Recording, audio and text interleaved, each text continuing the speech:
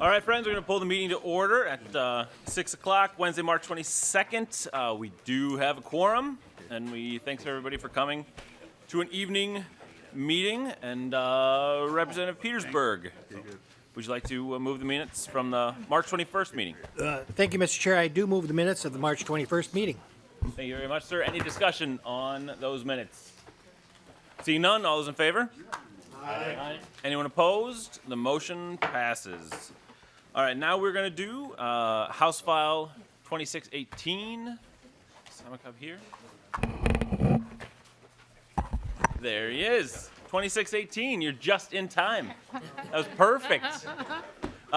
Good. So we are going to pull up Representative Hussein's bill, House File 2618, to be laid over for possible inclusion in omnibus bill, and I moved it 2618 before the committee. So Representative Hussein, will you please present your bill?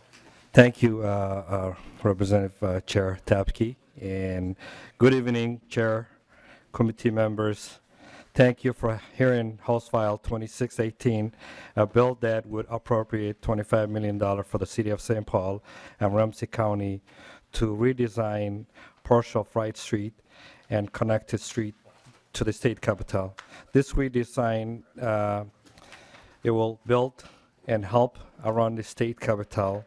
I also wanted to emphasize that the condition of streets throughout the entire city of St. Paul, not just the Wright Street, that is funding. It's not replacement for the city, but it will bring improvement from the state capitol and surrounding.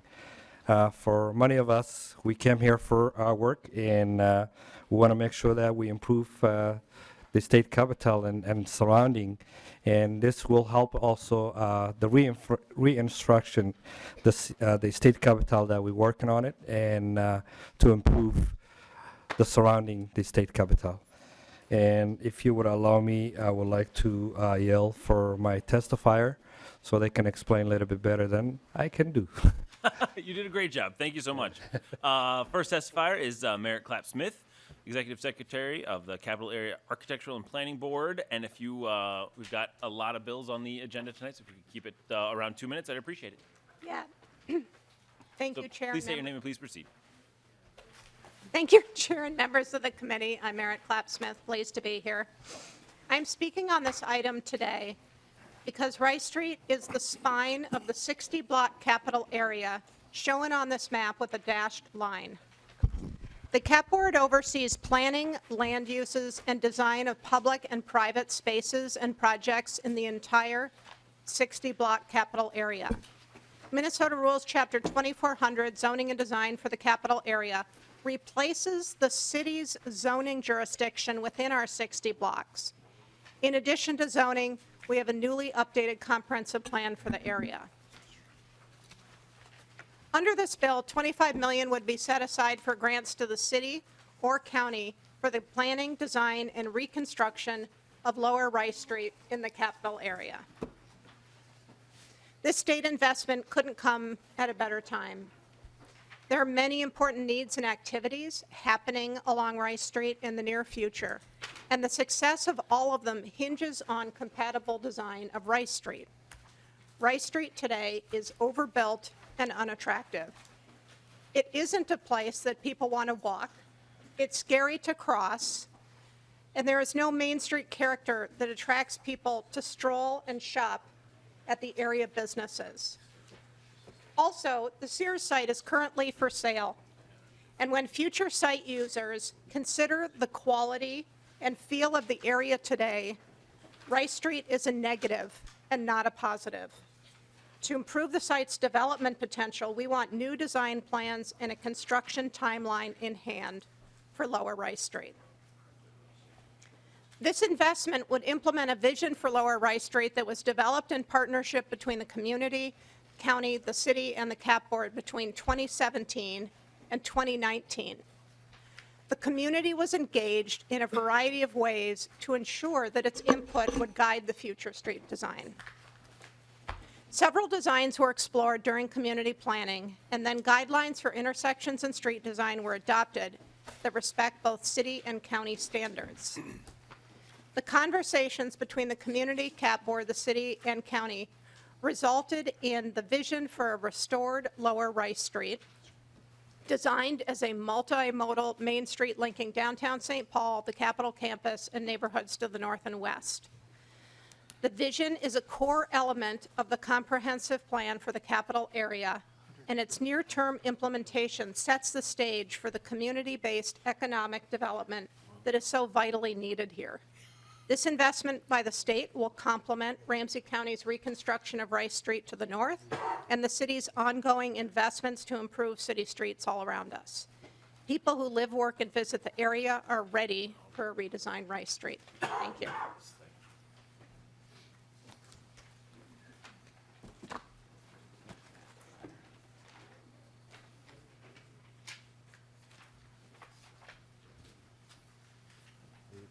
Yeah. Thank you very much. And while we have Ms. Merritt Clapp-Smith up here, are there any questions for her in the presentation at all? We have more testifiers from the Yep. county and the city.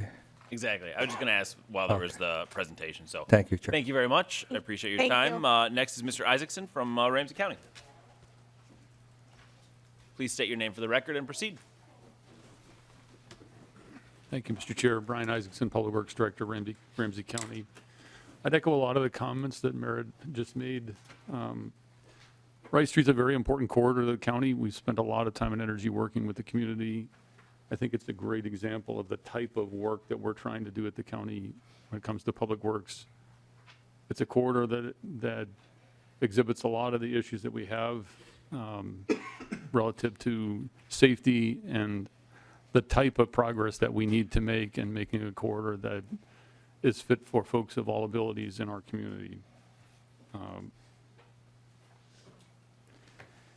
I think the importance of the discussion here today and looking for additional funding that would support the work at this location is that as we look at our transportation improvement program, which is a 5-year plan of our capital investments, there are several segments to the north, as Merritt referenced. This segment isn't in our program currently. And as you think about other things that are coming in terms of regional investments like the G line, which goes from Little Canada Road all the way down to Mendota Heights Road in Dakota County, you'll see that that G line incorporates a number of agencies and work in different time frames, and this type of funding would be the kind of thing that would help smooth that construction, reduce construction impacts, and make for a better implementation of all of the various investments that you have planned over the course of about 4 or 5 years. You could probably compress that time frame as well. Got it. Thank you very much. Appreciate your testimony. Next, we have Sean Kershaw from the City of St. Paul.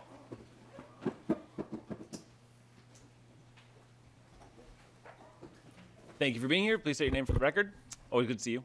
Thank you, Chair. My name is Sean Kershaw. I'm the Public Works Director for the City of St. Paul. I'm happy to be any place where the primary conversation is not potholes, but it wasn't lost on me that driving up here today, I passed the potholes along Rice Street, where we have cones up. Potholes everywhere, the worst they've been in a generation because the weather we've had over the last 4 months has been a perfect recipe for producing potholes.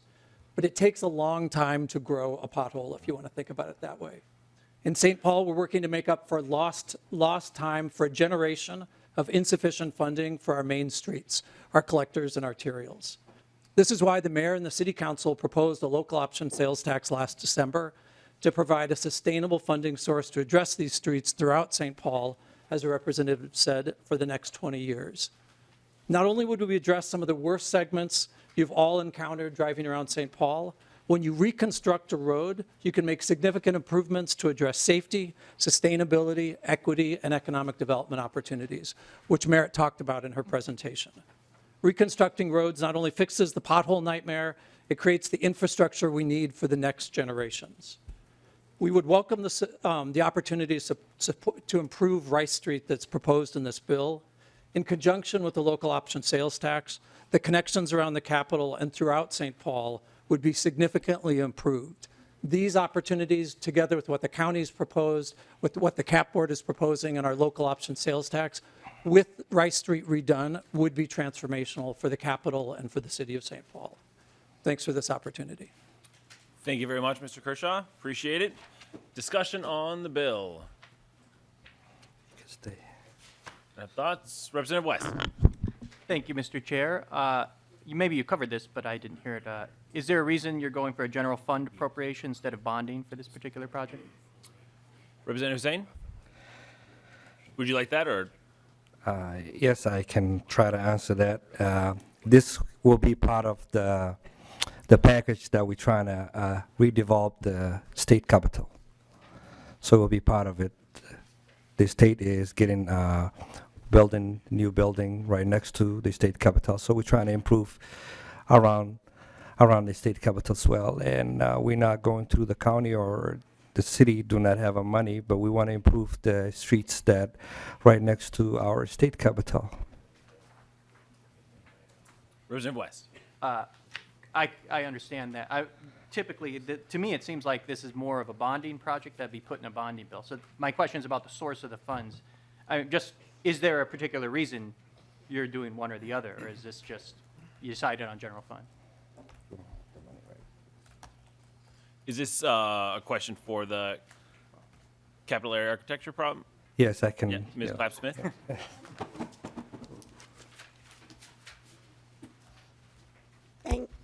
Thank you. I'm very new to this, so I technically don't know what the difference is, but what I do know is this Rice Street is one of a number of different bills being considered right now for the Capital Rice District. So we have a big investment potentially moving forward with the state office building addition. And so there's a lot of conversation about the health and vigor of the area more generally that's adjacent to that. And so improvement of Rice Street, some other initiatives you'll hear about in House File 2427 are sort of all part of that idea of really bringing vitality to this area. So I think it may be that they're coinciding with each other, but again, I don't know technical answers about funding streams. Thank you. Any further questions? Representative Murphy. Yeah, thank you, Mr. Chair. I was just wondering, it talks about a multimodal transit station. I mean, why would you require that in this bill? Ms. Clapp-Smith. There, in the conversations that have happened over the past number of years, there was already agreement between different entities that there should be what's called a mobility hub, which is essentially a multimodal station that has facilities for pedestrian, bicyclist, transit riders, and makes the connections between those different modes more convenient and seamless for people. And so that was already in our comprehensive plan for the capital area and in this area specifically. So it's acknowledged within this Rice Street redesign bill. Representative Murphy. So some of the dollars then are part of that construction as well? Ms. Clapp-Smith. Or Representative, I'm sorry, I was talking to Frank, so I didn't hear the question. Oh, I, just wondering if the cost would be part of this then? Is that already included in here, or is that part of the capital or the, SOB construction that's going on? Got it. Thank you. yeah, Ms. Clapp-Smith. right. I can't say precisely what sources are going to go where. You know, if you think about all the investments we're talking about in this area, it's going to be a partnership not just of the state, but of city, county, metro transit. And so actually moving forward the mobility hub, which is right around the state office building, I'm not sure which funding that would come from, but Representative Hussein might have more information. Representative Hussein. It will be included, the SOP and the surrounding area to develop, if it's a small park or, like need to be redeveloped the area for walking sidewalks. We're trying to redevelop the whole state surrounding and the Rice Street. Representative Murphy. Okay, thanks. Any further questions? Seeing none, Representative Hussein, closing comments. Thank you for having me, and many of my colleagues have been complaining about the potholes, but I bring the problem solving right now, so I hope you can support this bill. We're trying to improve the city of St. Paul and the surrounding area, the state capitol complex, so we can have a place of representatives that, place that looks good and attractive and redesign. And I'm very excited about this bill, and I hope you can support me on this one, and let's stop complaining at each other so we can solve this problem. Thank you. Thank you, Representative Hussein. With that, we renew the motion that House File 2618 be laid over for possible inclusion in an omnibus bill. All right, so we're going to switch here.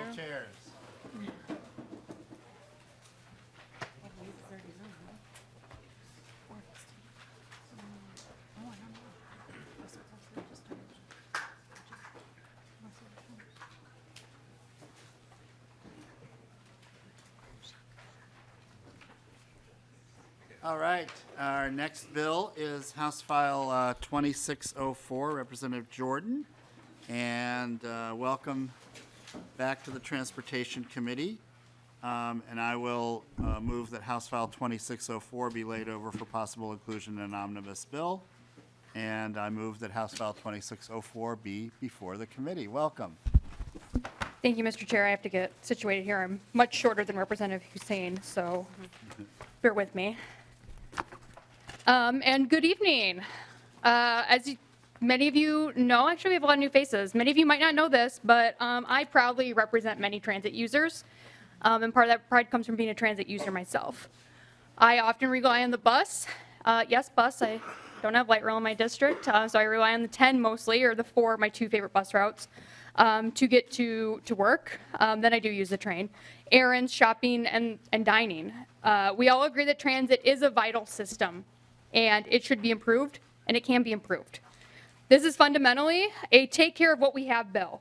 And that's because the legislature has failed to take care of our existing transit system, which has left our users in the ditch. And that is the idea that inspired House File 2604.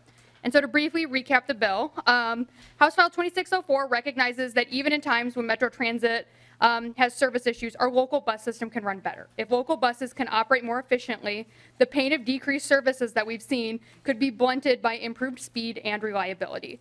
The working group that is created in this bill would help achieve that by bringing together the partners who have jurisdiction over the placement of bus lanes, control over traffic signals, and consideration of bus stop placements on municipal and state roads that our bus transit system relies on. The bill also provides funding for a free fare pilot. This idea is a natural continuation of the reduced fare program that Metro Transit launched in September and October of 2021. With volatility in gas prices and an acceleration of a changing climate, more Minnesotans can and should choose public transportation as their means of transportation.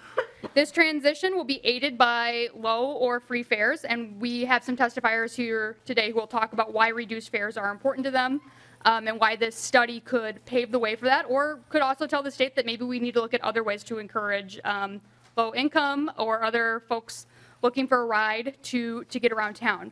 But these fare reductions do help with both the economic and climate change challenges that our state faced, as I said earlier. I would also note that we would not be leaders in this move, as more and more cities across the country are moving to free fares on transit. And this study could give us the data to determine if the Twin Cities should be amongst them. A critical factor in making Minnesotans' transit experience safe and comfortable is what the environment around them is like as they wait for the bus. For me personally, waiting for the bus is my least favorite part of using the bus. Not riding the bus, but waiting for it. And that's why this bill provides money for bus shelter improvements that will ensure that riders are not subjected to the elements or are standing in the dark as they wait for bus service in the late hours of night or at 4 o'clock in the afternoon, as we often have to do here in Minnesota in December. And as popular as our bus rapid transit system is, it would be impossible to roll out additional lines any faster than Metro Transit already is without continuing to plan. The bill provides an ongoing appropriation for new staff to plan for future bus rapid transit lines. And finally, the bill takes a significant step towards investing in clean, zero-emission electric buses for Metro Transit to deploy on corridors that are the most affected by air pollution, which would advance our climate goals and improve the health of communities like mine that live around those routes. And with that, Mr. Chair, I think we should go to to questions. I will note that there is a fiscal note. It's a pretty fresh fiscal note. But there are a lot of really great assumptions in the fiscal note about what this would look like that would inform and it would inform what we would put in these blanks in our bill. The page that I thought was really useful, if you need a quick look, would be starting at the bottom of page 9. Also, of course, there is the top line on the front page of your fiscal note. And so with that, Mr. Chair, I think we should go to questions and actually, first I think we should go to testimony and then we should go to questions. I think the chair will make that decision. Thanks so much. What we'll do is move straight to testimony, and I welcome the testifiers, but ask that they stay at our 2-minute testifying time that was communicated to you. So our first testifier is MJ Carpio from Move Minnesota.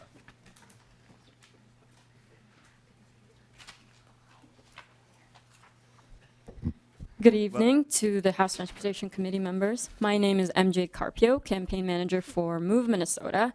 We're an organization advocating for expanded public transit across the state.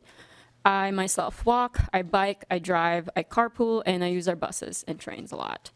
As you may have heard, ridership is continuing to recover to pre-pandemic levels despite a transit operator shortage. And because there is a shortage, it's all the more important to implement transit signal priority system planning, which we already have the existing technology for, actually, and arterial bus rapid transit planning to reduce customer wait times and improve travel time. To further improve our system, alongside those items are transit shelter improvements, transition to zero-emission buses, and transit fare elimination pilot program. And I'd love to discuss how each of these items contribute to a better system, but I'll touch on the fare elimination pilot program and the BRT planning since they're the most unintuitive. For a pilot study reference, in Boston, they've found that eliminating fares can actually save money by saving time, because fare boxes operations and enforcements are clunky and time costly. That's pretty much true across the country. And they've also found that with bus rapid transit and all-door boarding, there are significant fuel cost savings. So at Move Minnesota, we're very excited to see the data on the service and price elasticity effects with present and future customers alike. And on the outside, this bill might just seem like it's for improving local bus service. But at the heart of it, it is about the freedom of mobility by providing frequent, accessible, and reliable means for people to get around. It's about equity by providing more travel options when the annual cost of car ownership is at least 6 times greater than the cost of a transit pass. And as Representative Murphy correctly pointed out at this year's Transit Equity Day hearing, car ownership isn't the only thing affected by inflation. It's everything. So why not help with this? And it's about health, by helping to reduce greenhouse gas emissions in the transportation section, which remains to be the #1 source of pollution in Minnesota. So this bill might be local, but it's a good model for the kind of problem solving that similar places in and outside of Minnesota, and even in and outside of the country, could look to. A huge thank you to Representative Jordan for championing the Local Bus and Transit Improvement Act last year and again this year. And thanks to Chair Hornstein for the chance to voice our support. Thank you for your testimony. Next, we have Jesse Case.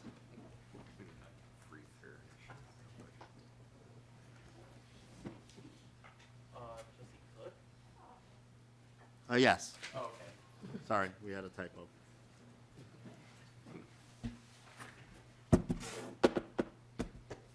Welcome to the committee, and please state your name for our record. Oh, thank you, Mr. Chair, members of the committee, for the opportunity to testify in support of House File 2604. My name is Jesse Cook. In my transit advocacy, I tend to focus primarily on the high-level aspects of our transportation system. Alignments of new routes, frequencies along certain corridors. Details like bus shelter improvements were, at one time, more or less secondary to me.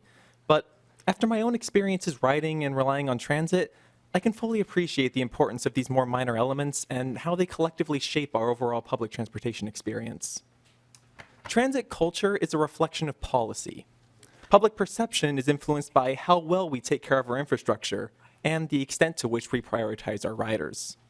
Ultimately, people are comfortable with what's familiar. If transit isn't an everyday experience, we'll be hard put to encourage drivers to leave their cars for any fraction of their total journeys. I mean, this time of year especially, we're asking rather a lot for people to leave the comfort of their sedans with heated seats and toasted buns. The least we can do is offer an alternative with competitive travel time and one that gives the impression of cleanliness, comfort, and safety. This means bus shelters that are well upkept. It means having a dry place to sit while waiting, one that's not buried under half a foot of snow. And speaking to the practicality factor, it means transit signal priority for all rapid transit routes at a minimum. If we want to create a future in which regular transit is part of our culture, these details matter. People will remember the time they were ghosted by a half-hourly bus and left to stand in the cold with no shelter. They'll remember the time they were late to a meeting because a rapid transit route got stuck at a series of red lights. If we're to shift this perception to make transit seen not as a last resort, but as something legitimately desirable, we need to create better experiences. With the right policy and the right initiative, we'll soon have regular drivers telling their friends about how, when their car was in the shop, for instance, they could count on frequent bus service to go about their day-to-day activities. Or how they shave time off their commute thanks to an ABRT route that doesn't get stuck in rush hour traffic. Meanwhile, those who rely on transit will find the stops safer, the trips faster, and our system much more accessible. Members of the committee, this is what transit equity looks like in the 21st century. Our state has been pushing that needle for decades. This bill is our crucial next step. I encourage your support for House File 2604. Thank you. Thank you so much for your testimony. Next, we have Darwin Schaefer-Lane.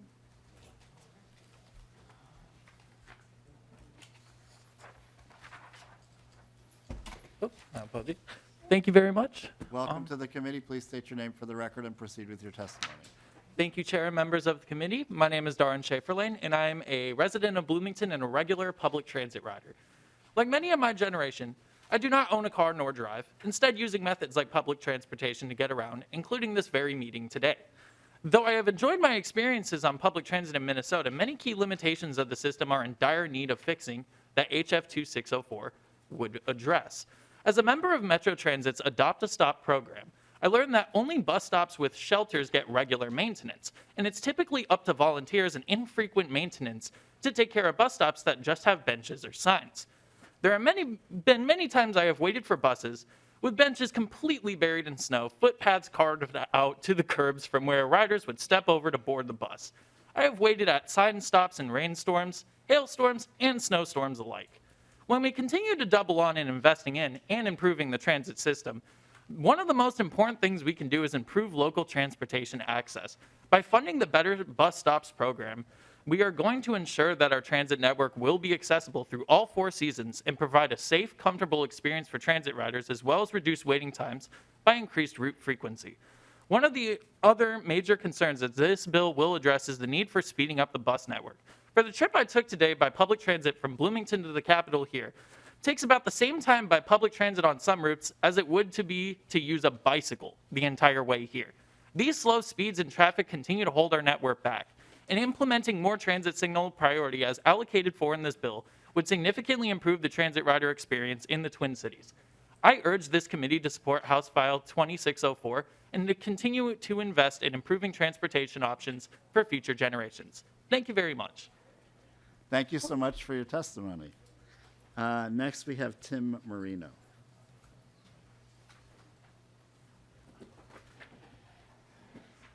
Tim here?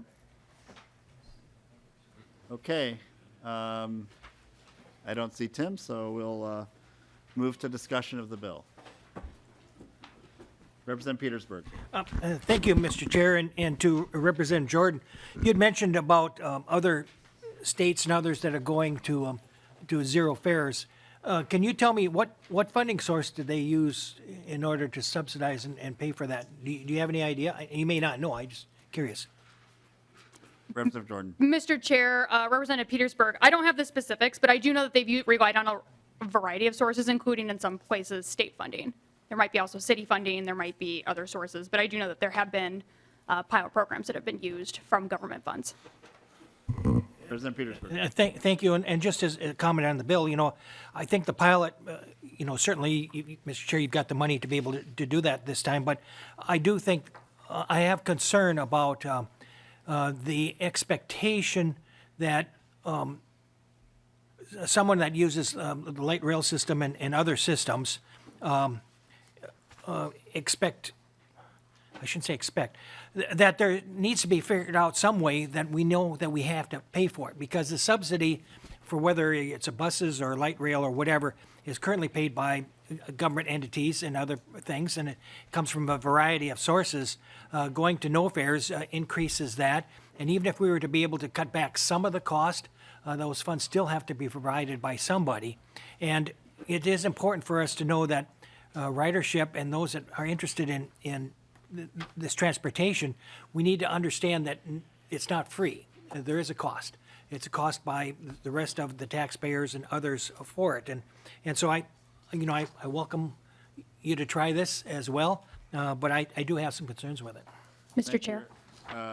Representative Jordan. Thank you, Mr. Chair. And Representative Petersburg, I think those are good comments. I would point your attention to page 5 of the fiscal note, where it go in the middle paragraph here. Has some pretty good assumptions about the fare elimination pilot program.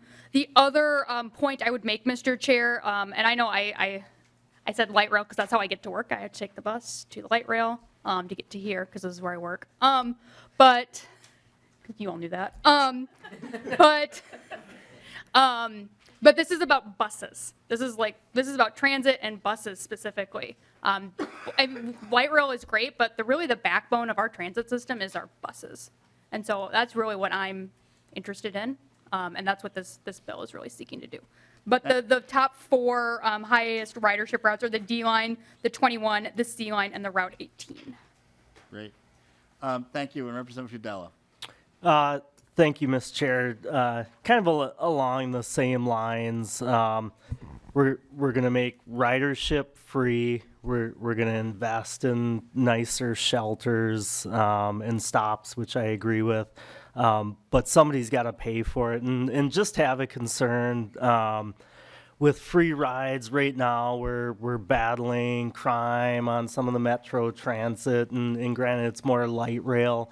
I just don't see an advantage on the crime side, especially if all of a sudden it's a free lift anywhere. I know one of the things some of the other legislation was doing was fare checks and things like that, which I agree with. So a lot of concerns. One, how are we going to pay for it? Is it creating a $100 million deficit for Metro Transit? And then just the crime issues that go along with it. Thank you for your comments. Mr. Chair. Representative Jordan. Thank you, Mr. Chair. Look, we're going to pay for buses the same way we pay for roads. Like, roads don't just come by the largesse of some company. We pay taxes, and then we use that to buy roads. That's how we're going to pay for this program. The other thing I would mention is that if you're concerned about crime on Metro Transit, you should want more people riding the bus and riding the train. That is one of the best ways to combat crime, is to just have more people around. That's been shown not only here, but in other places, that the more ridership you have, the better it is for crime statistics. So if you're concerned about crime, let's get more people on the buses. Let's get more people using our transit system. Thank you. Representative Koegel. Thank you, Mr. Chair. And I don't know if this is a question to you or to staff, but the appropriations for the zero emissions bus transit, looking at the fiscal note, that doesn't take into account any of IIJA funding that we could be awarded. I know there is a program, and we would just need a 20% match for those funding. So that fiscal note doesn't take that into account, any kind of federal money? Representative Jordan. Mr. Chair, Representative Koegel, I don't believe so. However, if someone asked me a question about IIJA and transportation, my first stop would be Representative Koegel. And so I would hope that I could come to you to talk about how we could access some of that funding for the bus shelters. Thank you, Representative Jordan. There is IIJ money for zero emission buses, and it's our intention in the omnibus bill to use some of the money that we receive for IIJA to match federal money in order to access those buses. Am I correct on that, Representative Koegel? I believe so. Yeah, Mr. Chair, I think, this bill actually has appropriations for that, so that could probably be used as a match as well. But I know that Met Council did apply for the IIJA funding for zero emissions buses, and so any funding that we can get towards that match is going to make us much more competitive. Thank you. Representative Jordan, there's no one else on the list, so if you have any closing comments. Thank you, Mr. Chair. It's always great to be here in front of the Transportation Committee. This is a really good bill. It's scalable, and this is this bill is grounded in a pretty conservative idea, which is we have a transit system. We should take care of it. And I hope that this can find a place in your omnibus bill, and I'm happy to come back and talk to the Transportation Committee anytime. Well, you're always welcome here. Thank you so much for bringing a good bill to us. And with that, members, House File 2604. 2604 is laid over. Sorry about that. Okay. I was too busy writing down your great quote that you just concluded with. We have a transit system, so we should take care of it. Great. Our next bill on the agenda, I believe, is going to be Representative Koegel, House File 1947.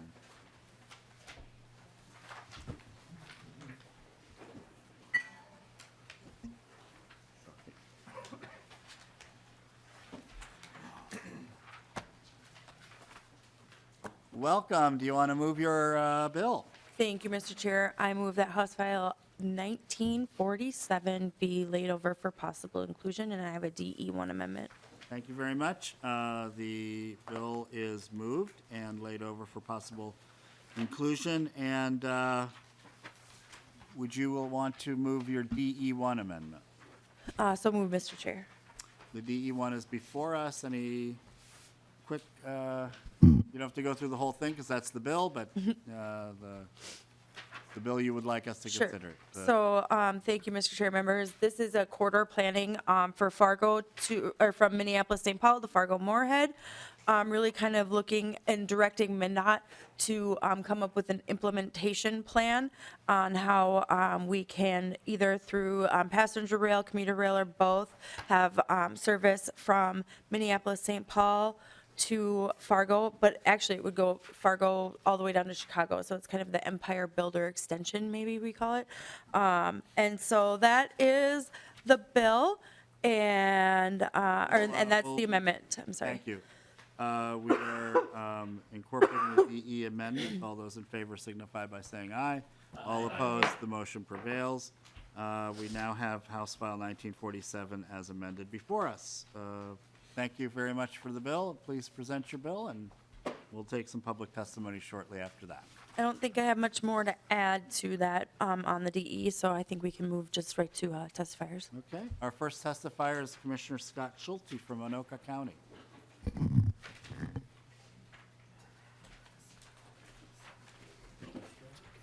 Commissioner Schulte, it's nice to see you in person. We've been on a few Zoom calls. It's good to be here, Mr. Chair. Welcome to the committee, and please state your name for the record and proceed with your testimony. Thank you, Chair Hornstein, members of the committee, Representative Koegel. I am Scott Schulte. I'm an Anoka County Commissioner.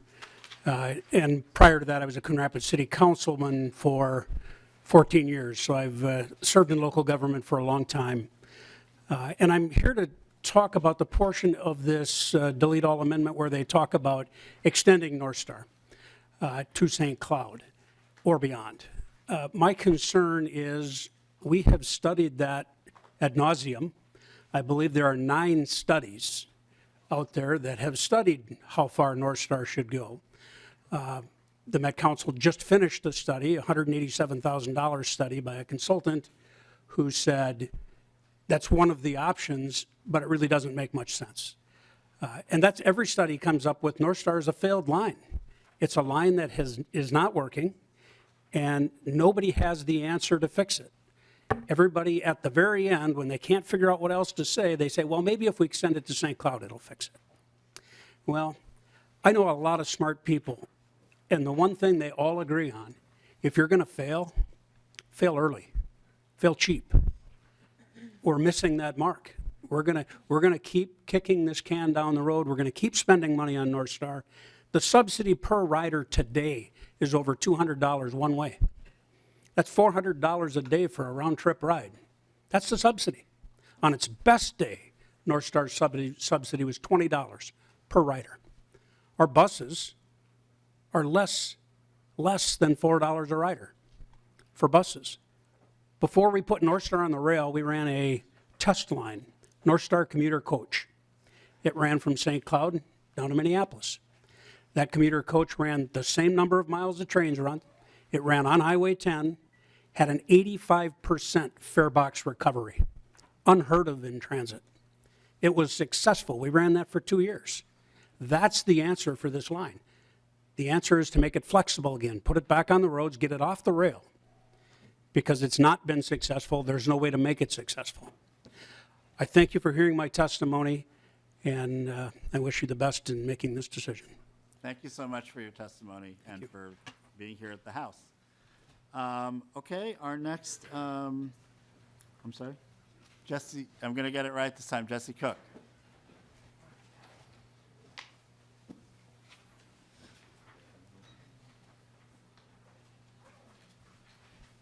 Welcome back.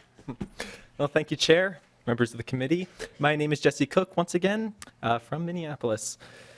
It's no exaggeration to say that Minnesota has one of the most ambitious rail plans in the entire country. For our state, this is a veritable point of pride. We are establishing ourselves as a leader not only in the Midwest, but for new transportation initiatives in the United States. Well over a decade ago, MnDOT posed the question, what are we trying to achieve for transportation in the next 50 years? The goals, as adopted by the Minnesota Go Vision, call for a transportation system that is flexible, adaptable, and sustainable, one that, to quote the Go Vision itself, enhances and supports Minnesota's role in a globally competitive economy. In this legislative session, I believe it's high time to cement our leadership position by establishing a network that, per the Minnesota State Rail Plan, connects Minnesota's primary assets, the people, natural resources, and businesses. By 2070, Minnesota's population is expected to increase by 850,000 people.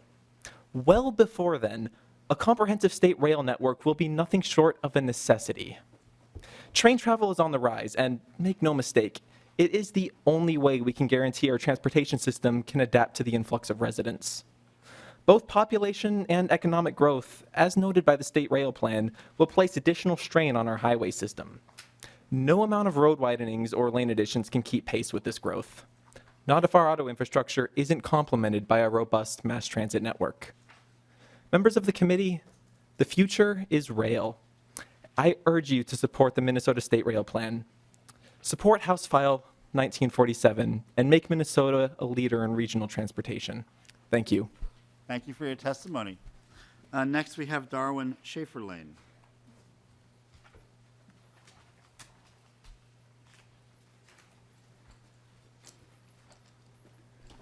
Thank you once again, chairs and members of the committee. At the beginning of March, my friends and I took Amtrak Can from you the just Twin... state your name once again for the record, even though you I'm so testified sorry. earlier? Thank you once again, chairs and members of the committee. My name is Darwin Schaefer-Lane. I am the aforementioned Bloomington resident. At the beginning of March, my friends and I took Amtrak from the Twin Cities to Chicago. Despite our train being a once-daily trip on a mundane, rainy March morning, the line was packed and wrapped around the halls of St. Paul Union Depot. Arriving at Chicago, the sheer scale of rail transportation I got to experience and travel on across the city made me realize just how badly such a network is needed in Minnesota. Nothing solidified that further when I took the Voight's bus back to the Twin Cities, which demonstrated that desperate need for rail transportation when we arrived at Madison and more people boarded the bus than at any other point of the whole trip. Most of these riders were in my generation, something that is consistent with trends in this country. Millennials, and even more so with Generation Z, are looking for transportation options. Compared to previous generations, we are owning cars less and getting our licenses less or later in life than 16 and 18 years old. Students in particular are frequent riders of public and intercity transit, and this bill would commit to Minnesota's long-term passenger rail plan to improve those transportation options for our generations.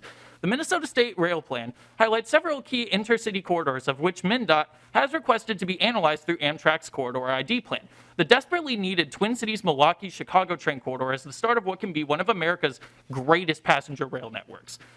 One such amendment to HF 1947, which just passed, specifies studying and funding an extension of the TCMC train to Fargo-Moorhead, which is one of the requests that MnDOT made to Amtrak's Corridor ID program.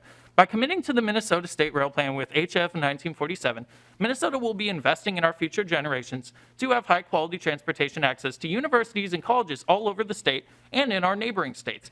We are not the only state to have put forward and committed to such a plan, as states like Tennessee and Ohio have also committed to such passenger rail expansions across their states too.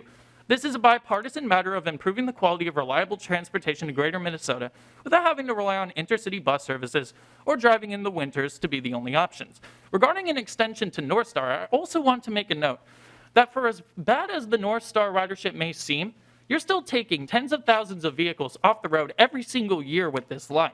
It was originally always supposed to go to St. Cloud, and it was politically held back. You cannot blame a toaster for not working if it is unplugged. You need to provide options that are flexible and have good schedules. And as demonstrated by not only the studies that Metro Transit has recently just released on the North Star extension, but my own childhood experience of living next to the North Star Fridley station and taking it to the Twins games proved to me people will use this line. And simply put, buses cannot handle the capacity that trains like the North Star can handle. An extension to St. Cloud is not only a no-brainer, but treating it as an intercity line as it was always intended to be is what should be the priority of the state of Minnesota. Simply put, either we could give it to Amtrak or keep it in Metro Transit's hands, but either way it must be extended, and it should be a part of a much greater network that we are already building with corridors like Northern Lights Express, TCMC, and everything else in the state rail plan. I urge this committee to support House File 1947, and thank you for letting me testify again. Thank you so much for your testimony. I don't know if Tim Marino made it in. Okay.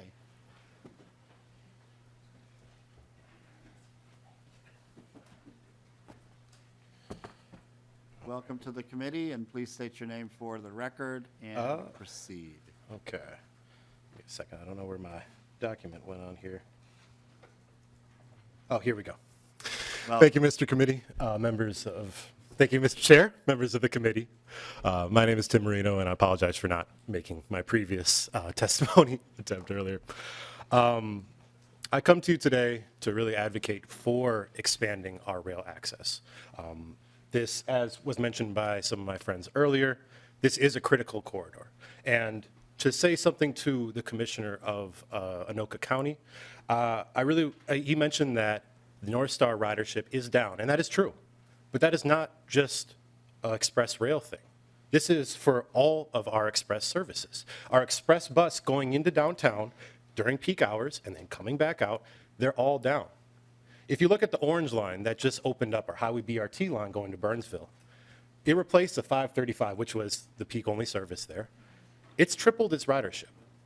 Now, if we give this line to Amtrak, which Biden just passed the bipartisan infrastructure bill with $66 billion given to Amtrak, and Northern Lights Express, which can be eligible for 80% of that funding, according to Met Council's numbers, we would just be on the hook for just to St. Cloud, $13 million. Now, that seems like a deal for getting all-day service. And I want people who are not drivers to be able to have access to the rest of the state and to be able to spend their money at local businesses and experience the great things that our state has to offer. I don't want people in the city to just stay in the city, just like I don't want people in the rural area to just have to stay in the rural area. I believe in connecting our state. I believe in connecting our citizens. Looking to see if there's anything else here. Other corridors that were discussed in the Minnesota State Rail Plan include Mankato, Eau Claire, Fargo, Albert Lee. These corridors make sense. We have freeways or expressways going to all of these places already, so there is a demand for travel to go there. And rail transit will take cars off the road, and it moves much more efficiently than cars, especially when it comes to the winter.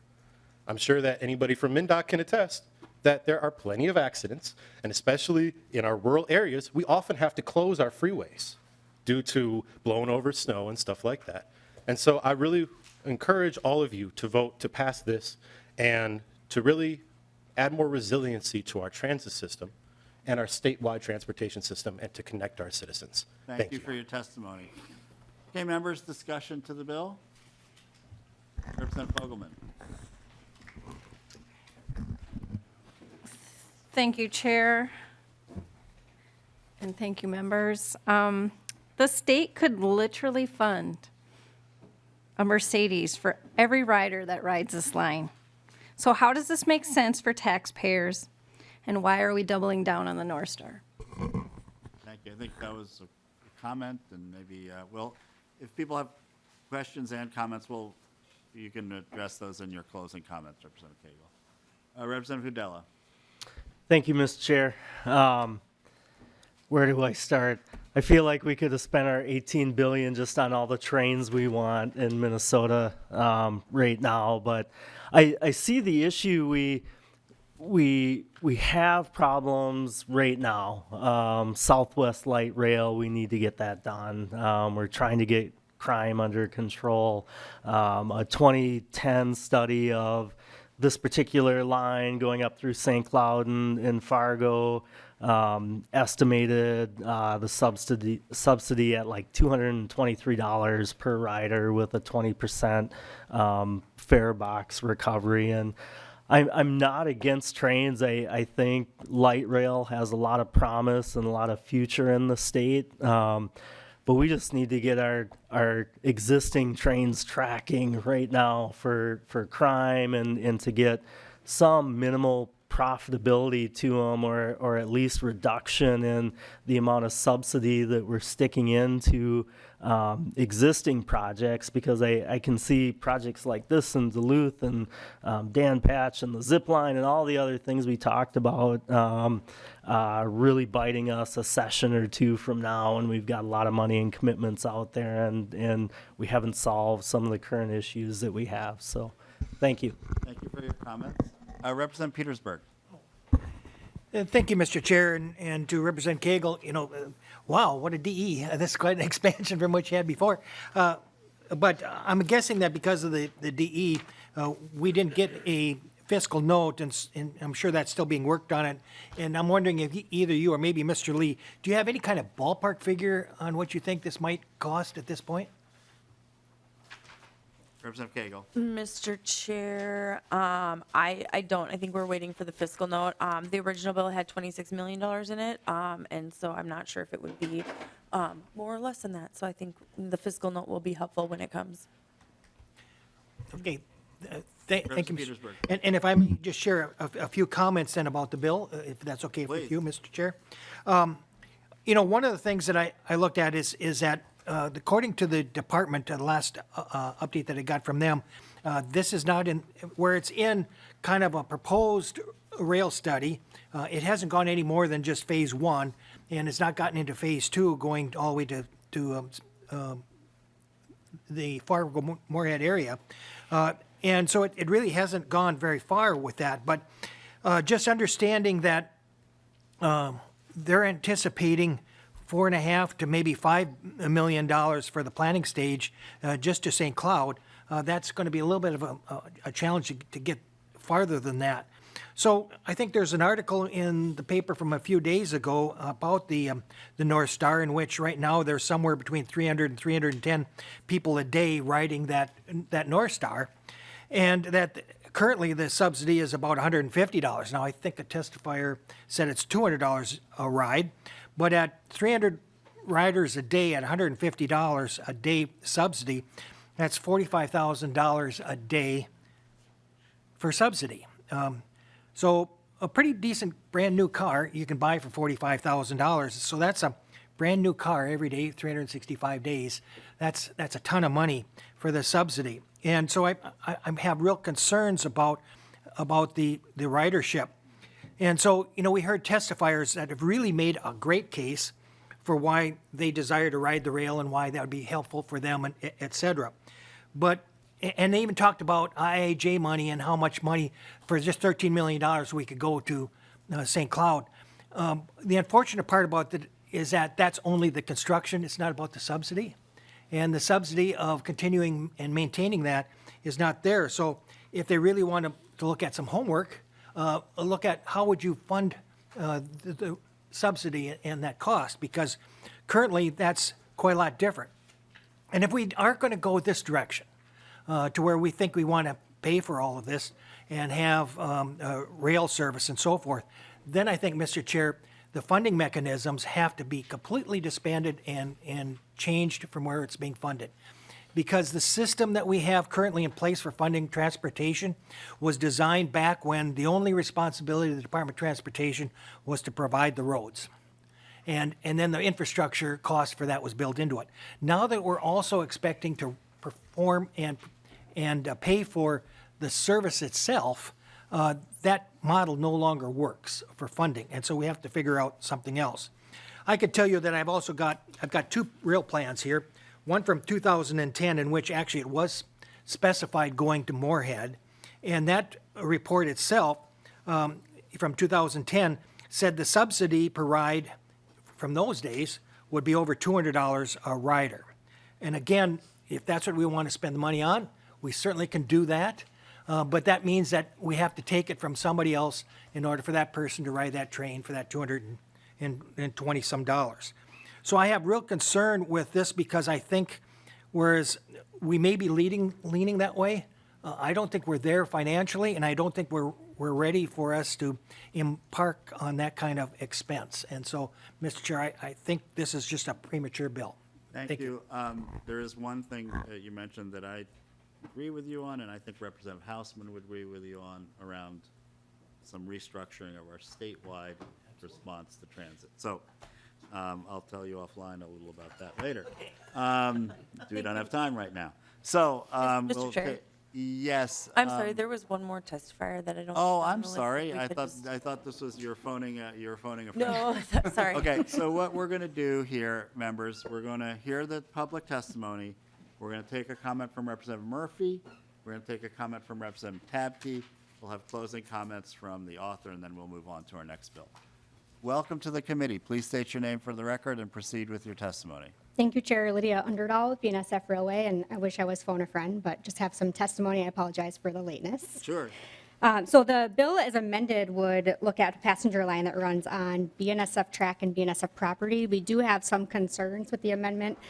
We were able to talk with the author and MnDOT quickly before the hearing, but certainly have some more work to do. But I just wanted to let the committee know that we do have some concerns with the amount of time dedicated to the study and the ability to be thorough and get kind of the right numbers and the right information that would be needed from us to have an accurate report at the end.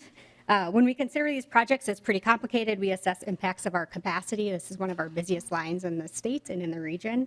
And our main drivers of capacity are people and track.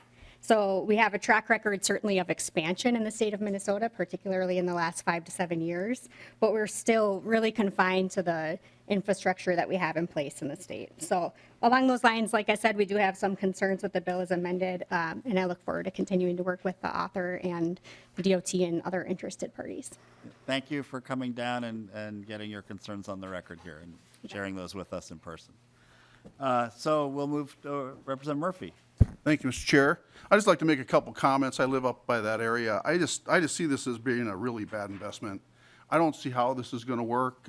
For one thing, Fargo people, people are going to Fargo, not coming from Fargo. And I don't think they're going to take that trip down there for any work. And it's still a long ways, and it's pretty fast just on the interstate. I just don't see it adding up. And for that cost, testifier Jesse was just really excited and prideful of what this would mean to us. But I hope they realize who's going to have to pay for it down the road. So I'm concerned about that. The $400 round trip just doesn't make sense to me. The 2010 study estimated a 20% fare box recovery. So it's going to be something that's going to be a long-term hole to pay for us. In 2019, we had 2,700 riders on that trip to St. Cloud. Now we have about 300 per day for the trip to St. Cloud. That's what it said in one of the reports I read. Maybe a different number, but I just see it being a really bad investment. I don't see us coming out of this one very good. It's not. I don't think it's going to be good for the people along that route. It gets pretty rural when you get past St. Cloud, for one thing. I just don't see them coming this way. So I think it's a really poor investment. Thank you for your comments. Representative Tabke and then Representative Koegel will conclude. Thank you very much, Mr. Chair. With Chair Nelson not in the committee today, I just need to make sure to make Chair Nelson's statements that roads are subsidized every single day, and we need to make sure that we are balancing roads being subsidized every single day, but with cars, that we also make sure that we are investing in transit and transit ridership, because every person that's riding transit is somebody who is out of a car and making more room for commerce and other folks that are other things are happening on every day. So just need to, as we're talking about these things, remember always that roads are also very subsidized. Thank you, Vice Chair Tabke. Chair Koegel, your closing remarks, and if you want to respond to any comments, conclude, and we'll lay your bill over. Thank you, Mr. Chair, members. So just kind of going through the testimony, you know, we're really looking to see if commuter rail is the right answer for this line. I think as legislators, we're sent here to actually offer solutions to problems, and so that's what I'm doing, is bringing a solution forward to something that people have been complaining about for a really, really, really long time. And you know, we want to make sure that this part of the DE amendment itself, it says determine cost estimates for full implementation, including any capital improvements, operations, rolling stock, and equipment. So I think that gives us a good idea of what we're facing, and the folks, you know, that are going to be paying for it in the future are the ones that came here and testified for the fact that they want it. You know, if Representative Petersburg would like to amend my bill to give everybody in Minnesota a car, I'd be totally for that too. But you know, but that's the thing. Not everybody in Minnesota wants a car, and people going from Minneapolis do want to go to Fargo to maybe see the Gophers play the whatever that team's called now, and North Dakota. I get so much mail from North Dakota State. You know, see, and so you know, this is about offering options and looking for solutions, and so this is just another way for us to examine and find a solution for this problem, and not just admire it from afar, but actually get an implementation plan and figure out how to get our way out of, you know, get our way moving forward. So with that, I will just thank you guys for your time, and with that, I will renew my motion that House File 1947 be laid over for possible inclusion. House File 1947 as amended is laid over for possible inclusion in the Omnibus Finance Bill. Thank you, Representative Koegel. Our last bill this evening is House File 2361, and Representative Rehm has been waiting very patiently. And I will move that House File 2361 be laid over for possible inclusion in the Omnibus Transportation Bill. And before Representative Rehm presents House File 20, well, there is an amendment. There is an amendment, an A1 amendment, which is being passed out now. And members, I am the guilty party here, so I'm going to move the A1. And then we'll proceed with the bill as amended. So the A1 is... Okay, yeah, the author's comfortable with me just presenting this first. So, members, we've talked a lot about the Corridors of Commerce program over the years. I'd like to move the A1, by the way. This is a bill to really create a Corridors of Commerce-like program for safety. We have so many roads and even bridges, but, you know, thinking about a particular bridge on I-94 that we want to have maybe a pedestrian component to. I talked with the I-94 Coalition when I was visiting them, and that was something that they were interested in. So we have an intersection safety and mobility program, and again, we're going to hear about safety in this bill, particularly pedestrian safety, crash reduction. So I think that having a real specific a new initiative for crash reduction and safety specifically to complement the Corridors of Commerce program is needed. So I wanted to just make sure this idea was before the committee as we consider a broader traffic safety initiative. So that's the A1 amendment, and would be happy to have your support, at least to get this in the bill that the author and the chair would like it considered in. Discussion? All those in favor signify by saying aye. All opposed, the motion prevails. So now we have House File 2361 as amended before us. Representative Rehm. Thank you, Mr. Chair and members. If you've been following the news at all, you may have heard that traffic fatalities are on the rise, despite many of our efforts. The MnDOT website states that the 4 leading causes of traffic fatalities are 1, impaired driving, 2, distracted driving, 3, lack of seatbelt use, and 4, speed. While serving on the Chanhassen City Council, I had a lot of discussions about roads, and we had some stories of crashes in the area. In particular, we had an intersection on Highway 7 in Eureka that was that had a number of terrible crashes, fatalities. And the leaders in our area got together and tried to come up with a plan. And it took months, but MnDOT did come out and they came to us and gave us their study, and they looked into the future about what they could do. But quite honestly, it wasn't addressing the urgent needs of this intersection. And so talking with Chair Hornstein, hearing about this plan to create a traffic safety council, I think it's a great idea. And it's a fairly long bill. I'll briefly go through the summary that I have, and then I'm going to call upon some testifiers to speak. We also have the mayor of Shorewood here who will talk about that terrible intersection. And then we can also, if you could look at the letters too from a number of supporters, that would be great.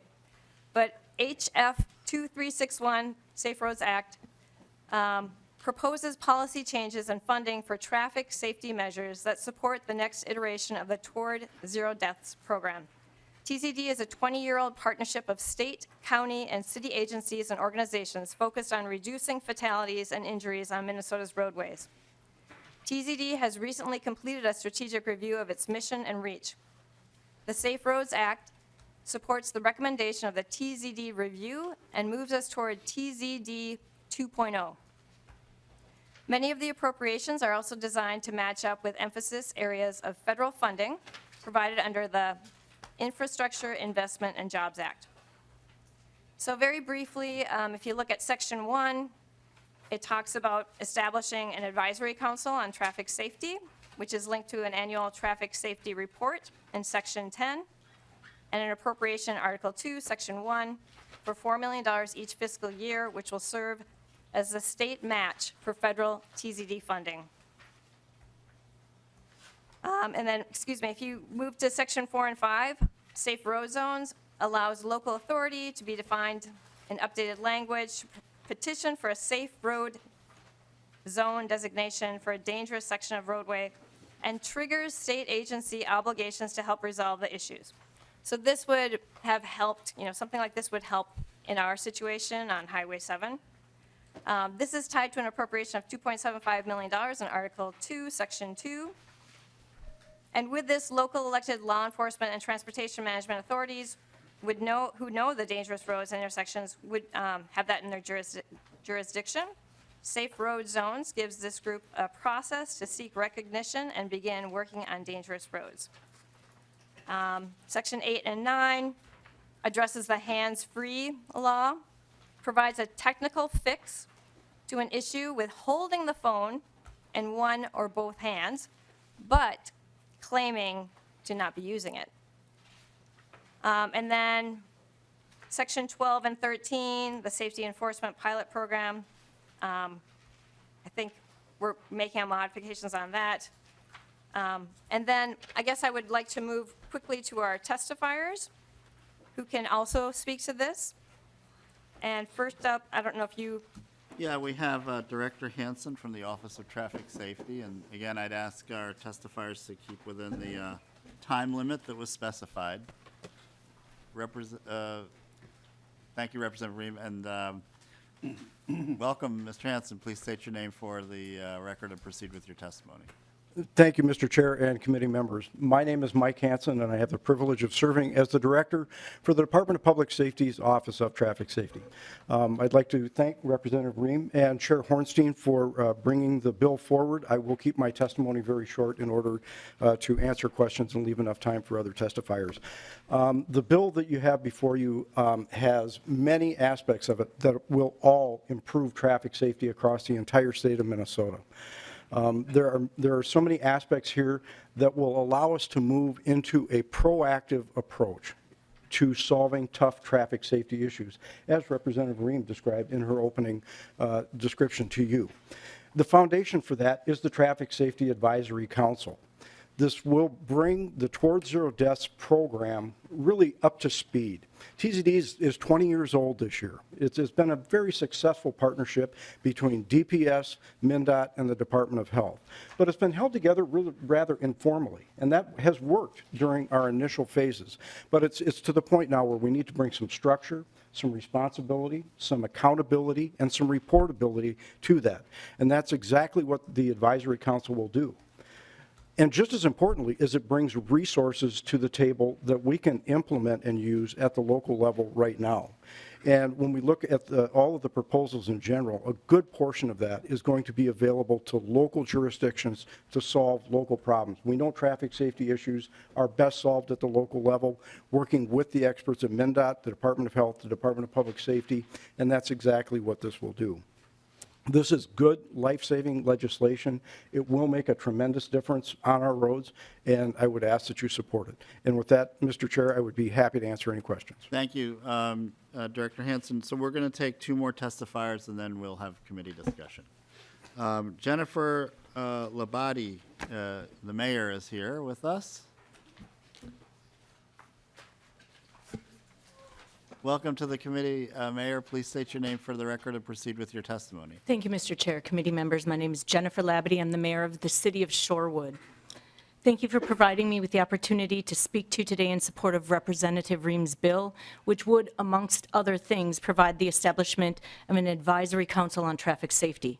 In June of 2021, a fatal collision occurred at a Shorewood intersection referenced earlier by Representative Rehm, and this intersection was with Highway 7. After the death of this 20-year-old motorcyclist who collided with a 16-year-old Shorewood resident, there was a large public outcry from MnDOT to make Highway 7 safer. MnDOT began a traffic safety audit and created an interactive map covering 30 miles of Highway 7, where people could document their safety concerns. Over 1,000 people took time to log onto the map and log their concerns about the safety of Shorewood's intersections with Highway 7. And Shorewood has a population of 7,800 people. There have been 41 fatalities or serious injuries along the 30-mile stretch of Highway 7 since 2016. Last October, MnDOT presented the results of their traffic safety audit. MnDOT does not plan to make any major safety improvements to Shorewood's intersections with Highway 7 for over a decade. Minnesota State Senator Kelly Morrison drafted a bill SF 2333 seeking funds for a needed Highway 7 corridor study. The bill is co-sponsored by Minnesota House Reps Patty Acomb and Andrew Myers, HF 2489. Minnesota Senator Kelly Morrison also drafted a second bill, SF 2332, seeking funds from the creation of a corridor coalition. The bill is co-sponsored by House Reps Patty Acomb and Andrew Myers, HF 2490. Representative Rehm's bill and the establishment of an advisory council would positively impact Shorewood and other similarly sized cities. This would provide cities with a louder, stronger voice when attempting to negotiate with MnDOT or county agencies. It would allow smaller cities like Shorewood to benefit from more immediate improvements that hopefully don't take a decade or more of public outcry to achieve. Thank you. Thank you so much, Mayor Labate. I want to especially highlight, the work that's been done on Highway 7, but there are Highway 7s all over the state, as you're describing. Probably each one of us in the districts we represent can think of an intersection or a road that has had tragedies like the one you described. And so we really want to make sure that through this bill, as amended, we have a real strong and focused mechanism to make sure that what you're describing never happens again. So thank you for sharing that story and for your testimony. Thank you for your time. Our final testifier on this bill is Reed Lytle.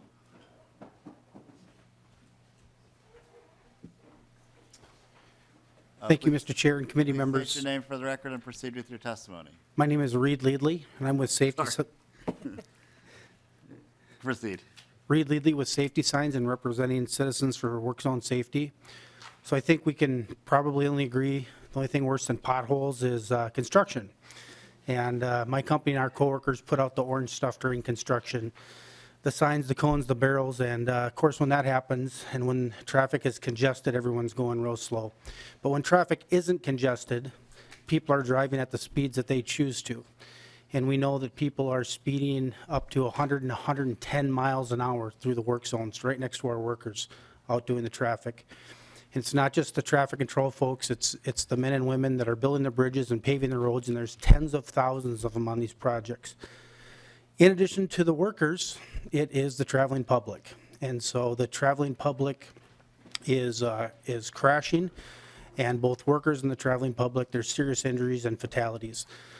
So this bill is going to help us implement work zone safety strategies and speed mitigation strategies, and I plea with you to support this to get it across the finish line. Thank you. Thank you for your testimony, Mr. Laidley. Members, that concludes our public testimony, and now we can have, I'm sorry, now we have committee discussion, and Representative Koegel is first on the list. Thank you, Mr. Chair, and I just wanted to highlight the work zone safety program. I don't know, what was it, a couple years ago, we got to go stand on the Highway 94, Interstate 94 project down on the road next to the road construction, and that's scary. That's really scary. So I can't imagine doing that every day, and so thank you very much for including that in this legislation. Thank you, Representative Koegel. Representative Petersburg, and then Representative Murphy. Thank you, Mr. Chair, and I wanted to double check. Did you say you were just laying this over? Yes. Does it, and I'm sorry I didn't really catch this before, but with some of the other data privacy and other stuff, doesn't it need to stop anywhere else? Have you talked to the Chair of Judiciary or anything in regards to that or not?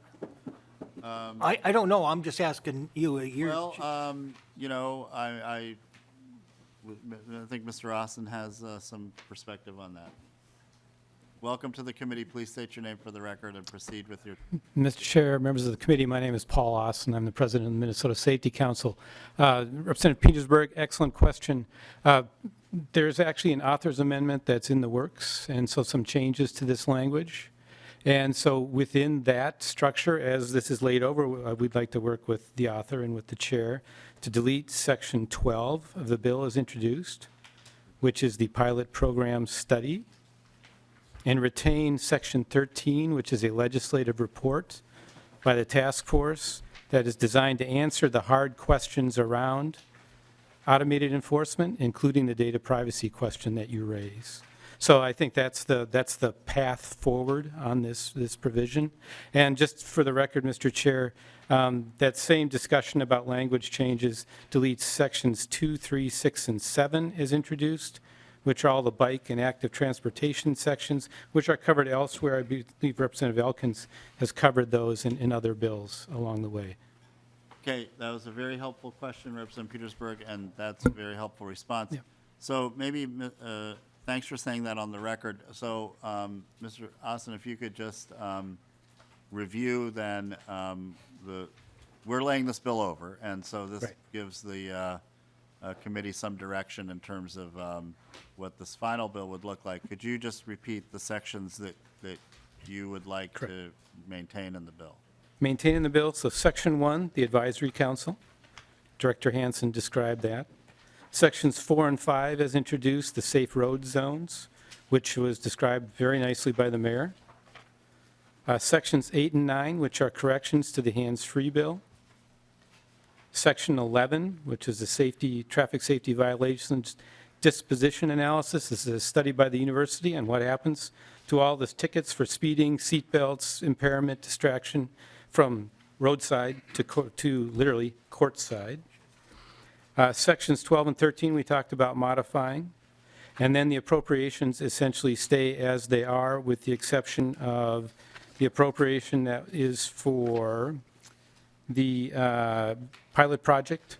The sections 12 and 13 have a small appropriation for them, but the rest of the appropriations for enhanced traffic safety enforcement, which provides funding to local law enforcement for the traffic safety portions of officer training, the funding for rural risk high roads.